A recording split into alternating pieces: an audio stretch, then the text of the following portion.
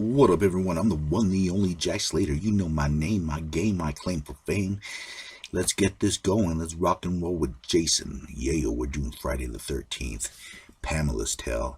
This is the prequel to the classic horror movie Friday the 13th. Hell yes. And there's definitely going to be hell to pay in this one. So let's get it going. And this kind of starts off, and if you haven't seen the movie, and this is Halloween right now, you need to go slap yourself. Watch this movie. It is a classic. But it begins with a girl trying to get up to a summer camp. And everyone's kind of looking at her weird, They're giving her the odd view. And then the town crazy actually warns her not to go up there because it has a death curse. It has a death curse. It's known as Camp Blood. But she doesn't listen. She gets into the truck with the trucker and drives off. Now the trucker kind of drops her off along the trail, and she's walking up, and she actually starts hitchhiking, and she gets into the car, which you should really never do, guys. Hitchhiking, unless you're the killer, really doesn't work out for the hitchhiker. Anyway, she gets picked up by a woman named Pamela. And who is Pamela, you may ask? Where is she from? And what's her connection to the demonic Jason? Well, we'll find out, won't we? And this is kind of cool. This kind of sort of happens in the movie, but this kind of gives you the deleted scenes version of it, which I thought they should have put in. It looks very cool, but it would have dampened the ending, finding out who the mystery is, who the killer is. But it's really cool. It kind of starts off with her in the past, how she lived a very small life, how she would fear when her husband got home because her husband was this drunken idiot, basically a giant gorilla. And he'd get home, he'd drink beer and basically sit down, beat the crap out of her, expect his dinner, and then get up, go to work, maybe force her into sex. Just in general, just a real scumbag. But the way she's explaining it, she's really sugarcoating it to the girl. You read the little red boxes, and she hears a voice, a voice from deep within. And this is interesting because this is the voice calling out to her, after he beat the crap out of her, and she realizes that it's the baby. It's Jason. And he's telling her to kill him, Mommy. Kill him. He's going to kill us if we don't kill him. We need to kill him. And one day when he's all passed out, asleep, she grabs an axe and drives it down deep into his skull. Suck!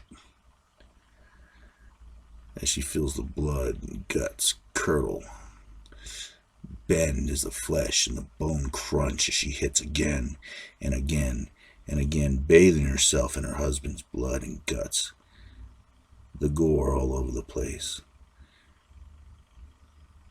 She realizes never again, and she loads the body parts up into his truck, lights herself a cigarette. Even though she's pregnant, she needs something to celebrate her independence. So she takes the body, after blowing out the smoke, throws the cigarette with a little bit of gasoline, and boom, drives off as the trailer explodes. And she's basically destroying her old life and moving on to something new as she goes out to the swamp and dumps the body. And now she goes back to explaining to the hitchhiker, about her life, having her child was a blessing, this and that. And I love how Pamela has a way of having rose-colored glasses, kind of sugarcoating things. It's really cool until she becomes the killer. And I just love that realization on the hitchhiker's face that something may not be right. But she still stays in the car. And she goes on to explain how she drives and drives until she finds a nice little town, a place for rent, and also a job. A new opportunity for her and her future son. So she finds a place to live. And Jason's still talking to her. He's still communicating with her. And she communicates with him. That's how deep this bond is between them. And she goes out, and this is how she finds her job first as a waitress. And it's interesting that Jason keeps talking to her, reaching out to her. Mommy, mommy. And she becomes a cook, a very good cook. She's very good at her job. The boss enjoys the way she works hard. Matter of fact, they offer her another job working at a summer camp. And she would be perfect because she's such a hard worker. And she takes time to think about it. But then, as she's contemplating, she hears, Mommy. And she screams out in pain. For it's time. The baby's coming. She could feel it ripping through her. And she gives birth one of the most painful experiences of her life, as it claws her way out of her.